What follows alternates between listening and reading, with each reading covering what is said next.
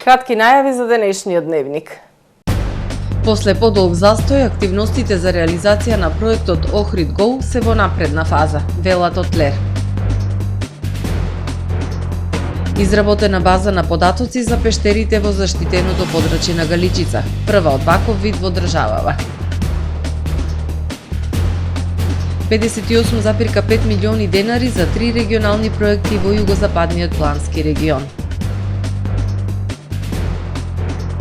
Нема пари за стационар за бездомни кучиња во југозападниот регион. Анкетната комисија на Обединетите нации објави дека ќе се фокусира на сексуалното насилство врз жените и децата од страна на Хамас во нападите на Израел на 7 октомври. Ова беа кратките најави за настаните во денешниот дневник, но прво да ја погледнеме временската прогноза. Останете со нас.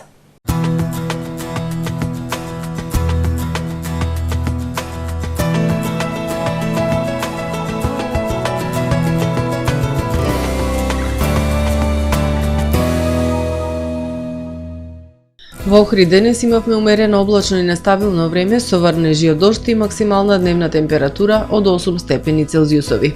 Во четврток во југозападна и западна Европа ќе преовладува умерено облачно и нестабилно време со врнежи од дожд кои што ќе бидат проследени со засилен ветер.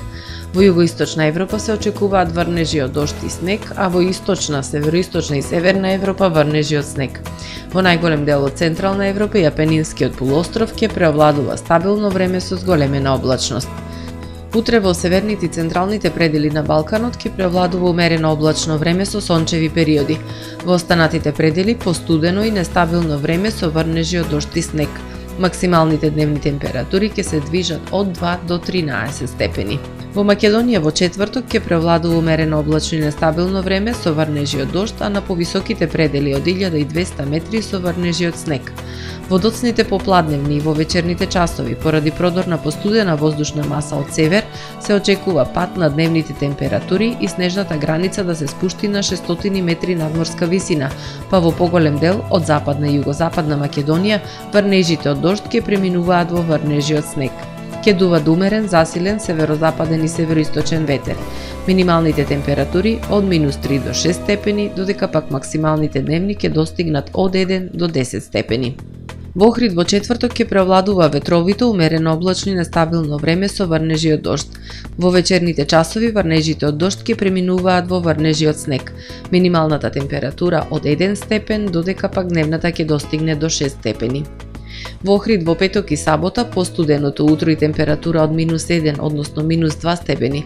Во текот на денот ќе преовладува претежно сончево време со локална облачност и максимални 5, односно 6 степени. Во недела постуденото утро со температура од -3 степени, во текот на денот претежно сончево време со локална облачност и максимални 3 степени Целзиусови.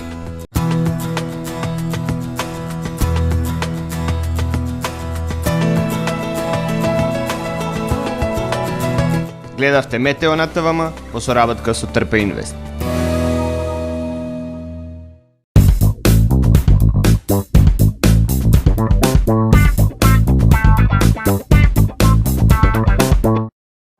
Тамаро е 25 години охридски водечки лидер и препознатлив бренд. Обуките од менаџерскиот тим се доказ за максимална посветеност кон вработените. Тамаро Холдингот се грижи за организацијата и на време пренесените информации кои отсликуваат тимската работа. Секој успех на вработениот е успех и на компанијата. Маркетите располагаат со производи со висок квалитет од секакви брендови по одлични цени. Вкусните печива од Анабела пекарата се веќе омилен појадок на многу потрошувачи во Охрид. Анабела кујната услужува голем број на потрошувачи и компании.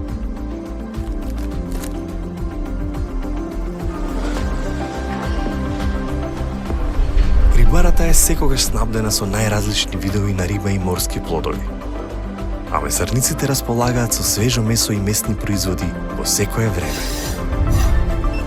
Уживајте во својот охридски домаќин. Тамаро, повеќе од маркет. Правни субјекти, исполнете ги вашите законски обврски од областа на безбедноста и здравје при работа со наша помош. Превентива инженеринг село Робник.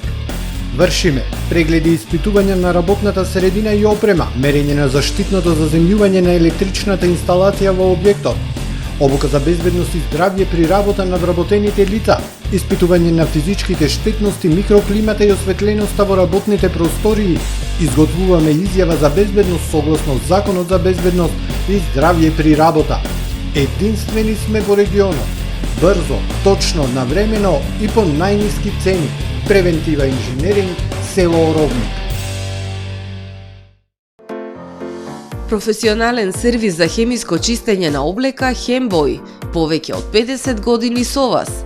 Единствени во регионов работиме со dry cleaning или суво чистење. Не дозволувајте импровизации со вашата деликатна облека. Хембој работи по сите европски сертификати и стандарди со најсовремени машини и методи за dry cleaning, она што го бара производителот на вашата облека за правилно одржување на истата. Вршиме услуги за водено перење на кебиња, постелнини, јоргани, наддушеци и прекривки. Традиција и квалитет повеќе од 50 години. Хемиско чистење Хембој.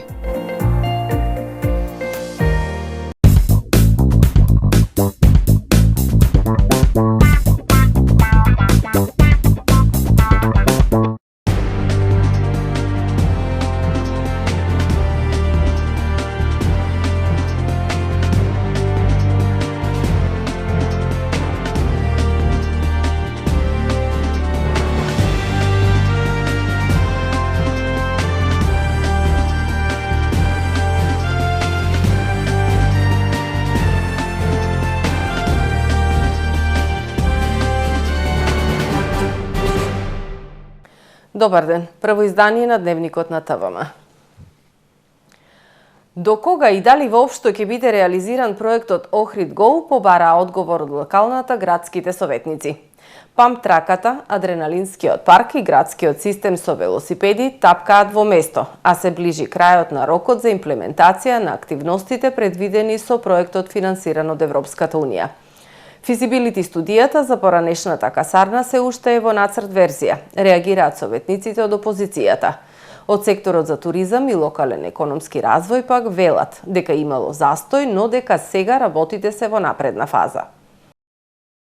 Предолго се одолговлекува реализацијата на проектот Охрид Го. Градските советници побара објаснување од секторот за туризам и локален економски развој при локалната дали воопшто предвидените содржини како памп-ап траката и адреналинскиот парк ќе се изградат. Во меѓувреме проектот градски систем Smart City се преиначи и место велосипеди предвидува електрични возила. Физибилити студијата пак за развој на поранешната касарна во технолошко-рекреативна зона се уште е во нацрт верзија. Во точка на мирување се горе-долу, сите тие проекти, значи се уште се прави некоја анализа, далеку се од набавка, а исто така овој градски гледав систем за велосипеди сега е во фаза на некој експертско лице од Германија кое што требало да го разгледа проектот. Значи, она што сакам само момент да прашам дали воопшто ќе бидат реализирани, до кога е рокот? Од секторот за тлер пак велат дека работите биле во напредна фаза. Тендерот за памп-ап патеката завршил и се прави евалуација на понудите, пошто за брзо време се очекува потпишување на договор со избраниот изведувач. Тендерот со адреналинскиот парк е комплетно готов, тука се правеше измена на самата локација, мораше комплетно цела техничка документација и така натака, нормално и одобрени од делегација на Европска Унија во Скопје и тоа е завршено. Тој ќе биде јавен тендер, бидејќи над 100.000 евра согласно правилата на праг, така да ќе трае до крај на декември, од јануари сигурно ќе се почне со работа и со адреналинскиот парк, нормално доколку временските услови го дозволуваат тоа. До месец мај се очекува да бидат завршени и памп-ап траката и адреналинскиот парк. Во врска со градскиот систем Smart City пак ќе има продолжување на рокот за 3 месеци, бидејќи направена е измена во согласно со добиено експертско мислење од стручни лица назначени од делегацијата на ЕУ во Македонија. Сега треба да се донесе одлука дали градскиот систем ќе биде со електрични возила кои првенствено ќе се користат во Старград или ќе биде комбинација на велосипеди и електрични возила. И физибилити студијата за просторот на поранешна касарна претрпела преработки врз база на експертски мислења од Европската Унија. Финалната драфт верзија е готова. Следната недела ќе биде објавена на веб страната на општина Охрид, пошто очекувам негде за 2 недели да закажеме јавна расправа, на која што ќе биде презентирана јавно. Ќе се нормално очекуваат некакви сугестии за белешки, кога сето тоа ќе се докомплетира, јас би рекол до крај на оваа година, ќе ја имаме финалната верзија која што после ќе оди на Совет на одобрување. Договорот за проектот Охрид Го, финансиран од страна на Европската Унија преку програмата ЕУ за општините, беше потпишан во ноември 2021. Имплементацијата започна во декември истата година и според најавите треба да заврши во рок од 30 месеци или до средината на 2024. Од предвидените содржини во моментов функционира само стартап центарот Касарна Хаб. База на податоци за пештерите во заштитеното подрачје на Галичица како резултат на научно-истражувачките активности реализирани преку соработката помеѓу Црвен крст Охрид, Истражувачкото друштво Урсус Пелеос од Скопје, јавната установа Национален парк Галичица и Планинската спасителна служба при Црвен крст Охрид. На територијата на Националниот парк Галичица евидентирани се повеќе од 40 пештери. Базата на податоци, прва од ваков вид во државава, опфаќа 22 карактеристики за секоја пештера. Изработена е база на податоци за пештерите во Националниот парк Галичица, која е прва од ваков вид во нашата држава. Изработката на базата на податоци се темели на научно-истражувачки активности реализирани преку соработката помеѓу Црвен крст Охрид, Истражувачкото друштво Урсус Пелеос од Скопје, јавната установа Национален парк Галичица и Планинската спасителна служба при Црвен крст Охрид. Реализираните проектни активности резултираа со нови сознанија за пештерите на Галичица. На територијата на Националниот парк евидентирани се повеќе од 40 пештери. Базата на податоци опфаќа 22 карактеристики на секоја пештера. Истражените пештери се разликуваат според своите морфолошки карактеристики, начинот на постанок, застапеноста и видот на пештерските украси. Температурата на воздухот во пештерите е различна и се движи од 6 до 16 степени, додека влажноста на воздухот во пештерската средина е од 55 до 99,9%, посочуваат учесниците во проектот. Потенцираат дека пештерската фауна е разновидна со тоа што дел од видовите кои ги регистрирале при истражувањата се нови за научната литература и за прв пат евидентирани во заштитеното подрачје на Галичица. Додаваат како интересен факт дека од 20 евидентирани видови лилјаци на Галичица, за 9 видови пештерите представуваат живеалиште. Базата на податоци е изработена во рамки на проектот Заштита на пештерските екосистеми и загрозените растителни и животински видови во Националниот парк Галичица од негативните ефекти на климатските промени, кој е поддржан од Преспа Охрид Nature Trust Pond, а го спроведуваат Црвен крст Охрид, Истражувачкото друштво Урсус Пелеос од Скопје во соработка со јавната установа Национален парк Галичица. 58,5 милиони денари за 3 регионални проекти во југозападниот плански регион. Најголем дел од нив ќе бидат наменети за подобрување на локалната патна инфраструктура, за подигнување на условите во животната средина и на енергетската ефикасност на јавните објекти, соопштуваат од Центарот за развој на југозападниот плански регион. Центарот за развој на југозападниот плански регион со Бирото за регионален развој потпиша договори за 3 регионални проекти, со што во регионов ќе бидат инвестирани 58,5 милиони денари. Средствата се обезбедени од националниот буџет преку програмите за рамномерен регионален развој на Министерството за локална самоуправа, односно Бирото за регионален развој. Со проектот за поставување на фотонапонски панели на јавните објекти ќе бидат вложени 18,8 милиони денари во 4 општини од регионот: Струга, Дебар, Македонски Брод и Пласница. Комплетни системи за производство на електрична енергија ќе добијат 11 јавни објекти, информираат од Центарот за развој на југозападниот плански регион. Вториот проект опфаќа реконструкција на локалната патна мрежа во 4 општини, и тоа Вевчани, Дебар, Центар Жупа и Пласница, каде што ќе бидат вложени 20,8 1,8 милиони денари. Околу 18,8 милиони денари ќе бидат вложени во проектот за подобрување на енергетската ефикасност на јавни објекти во Кичево, Вевчани, Дебарца и Охрид. Во Вевчани ќе се врши реконструкција на системот за грејење во детската градинка Планински цвет. Во Дебарца, постојниот објект што го користи општината ќе добие термофасада, нова електрична инсталација, водовод и канализација, како и изолација на подови и тавани. Во Охрид, во двете детски градинки, Лихнида и Росица, целосно ќе се реконструираат санитарните јасли, со што значајно ќе се подобрат условите за работа и престој на околу 420 корисници, информираат од Центарот за развој на Југозападниот плански регион. Нема пари за изградба на стационар за бездомните животни во Југозападниот регион во земјава. Проблемот со бездомните кучиња се одложува и провлекува со години. Општините немаат иницијатива за регионално решавање и покрај тоа што од буџетот им се излеваат огромни суми за оштети кон нападнати граѓани од кучињата скитници.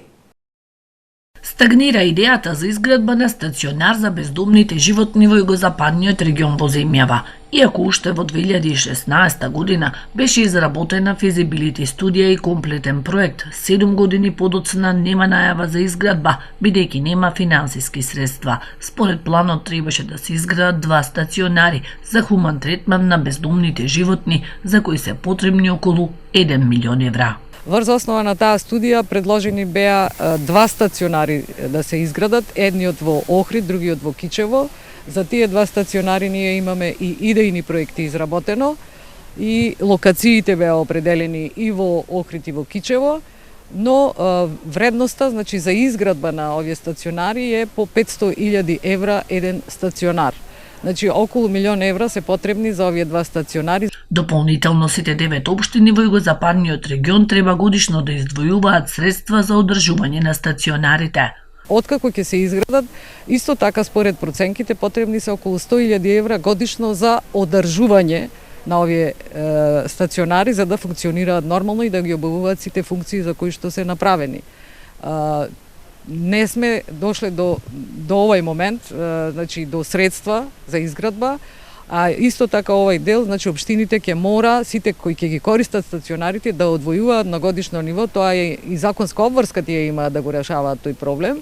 Проблемот со бездомните кучина се одложува и провлекува со години. Општините немаат иницијатива за регионално решавање и покрај тоа што од буџетот им се излеваат огромни суми за одштети кон нападнати граѓани.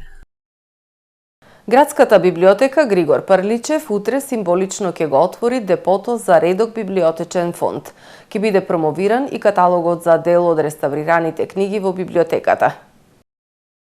Националната установа библиотека Григор Прличев Охрид утре со почеток во 12 часот со пригодна свеченост со наслов Свети Климент до колективната меморија на Охрид ќе биде одбележан 8 декември, денот на Свети Климент Охридски, патронот на градот.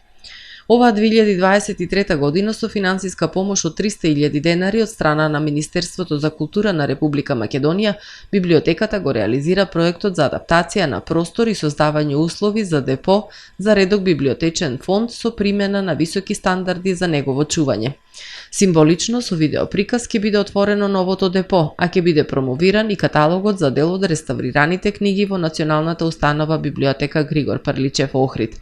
За прв пат во каталогот се објавени конкретни факти за богатиот трезор од ретки книги во библиотеката, од кои најстарата Прохор Пчинско изборно евангелие датира од последната четвртина на 16 век. Таа е собственост на библиотеката од Охрид, но се чува во Националната установа библиотека Свети Климент Охридски во Скопје, информираат од Националната установа библиотека Григор Прличев.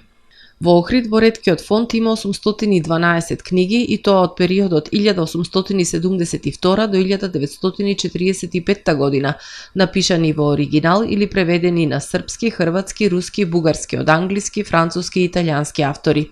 Од нив во последниве 5 години стручно се заштитени 65 книги. На истиот настан ке следи и презентација на проект за изградба на пристапна рампа во Националната установа библиотека Григор Прличев од младите охридски архитекти здружени во колектив Архрид. Ќе бидат доделени и награди на учениците од основните училишта за најдобрите поетско-прозни творби од распишаниот конкурс по повод месецот на книгата на тема Среќа. По повод 8 декември, денот на Свети Климент Охридски и патрониот празник, до крајот на декември бесплатно ќе бидат зачленети 70 ученици од 5-то одделение од основното училиште Свети Климент Охридски од Охрид. Министерството за труд и социјална политика соопштува дека согласно со Законот за празници на Република Македонија, 8 декември 2023 година, петок, Свети Климент Охридски, е неработен ден за сите граѓани на Република Македонија. ТАФ инсталираше нов врвен уред вреден 2,4 милиони евра за скенирање за системот за ракување со багаж на Скопскиот аеродром. Сега патниците кои патуваат од Скопскиот аеродром за да ги завршат сите аеродромски процедури може да пристигнуваат на аеродромот 2 часа пред летот. ТАФ Македонија, подружница на ТАФ аеродроми, ја заврши надградбата на системот за ракување со багаж и инсталација на нов уред за скенирање багаж на Скопскиот аеродром, што представува уште една капитална инвестиција во вредност од 2,4 милиони евра. Процесот на надградба на системот за ракување со багаж на меѓународниот аеродром Скопје и инсталацијата на новиот уред за скенирање почна на 9 октомври, а заврши на 28 ноември. Целиот проект е завршен за помалку од 2 месеци, а во тој период активностите опфатија демонтирање на рентген уредот стандард 2, инсталирање нов уред за скенирање стандард 3 и опрема и тестирање на најнова технологија пред пуштањето во употреба. Со најновата технологија за безбедносна проверка, компјутерска томографија, капацитетот за проверка на багажот сега е зголемен за 30% или 1800 парчиња багаж на час. Уверени сме дека ваквите подобрувања и обезбедувањето неспоредлива услуга за нашите патници и авиокомпании дополнително ќе ја зајакнат позицијата на Скопскиот аеродром во регионот, изјави Неџат Курт, генерален директор на ТАФ Македонија. Сега патниците кои патуваат од Скопскиот аеродром за да ги завршат сите аеродромски процедури може да пристигнуваат на аеродромот 2 часа пред летот. ТАФ Македонија, подружница на ТАФ аеродроми, ги заврши првите 10 месеци од 2023 година со 30% пораст на патничкиот сообраќај, достигнувајќи вкупно 2,6 милиони патници на двата македонски аеродроми, во Скопје и во Охрид, додека бројот на летови во истиот период изнесува 19.935 со годишен пораст од 20%, информираат од ТАФ Македонија. Да погледнеме кои вести ги пренесоа странските новински агенции за денес. Израелскиот премиер Бенјамин Нетањаху и американскиот претседател Џо Бајден ги критикуваа групите за човекови права, женските организации и Обединетите нации дека не проговориле ништо за силувањата и другите злосторства извршени од Хамас врз израелските жени и деца во нападите на 7 октомври. На состанокот на Обединетите нации присуствувале околу 800 луѓе, вклучувајќи и дипломати од десетици земји, пишува Guardian. На присутните им биле прикажани видеа од полициските интервјуа со сведочење на жртвите. Хамас негира дека неговите борци извршиле сексуално насилство. Поранешната извршна директорка на Мета, Шерил Сандберг, ги прашала присутните дали светот треба да му верува на Хамас или на жените чии тела ни кажуваат како ги поминале последните минути од својот живот. Таа повика на целосна и фер истрага од Обединетите нации. Анкетната комисија на Обединетите нации за истрага за воени злосторства од двете страни на конфликтот Израел-Хамас објави дека ќе се фокусира на сексуалното насилство од страна на Хамас во нападите на Израел на 7 октомври и дека ќе покрене жалба, објави Ројтерс минатата недела.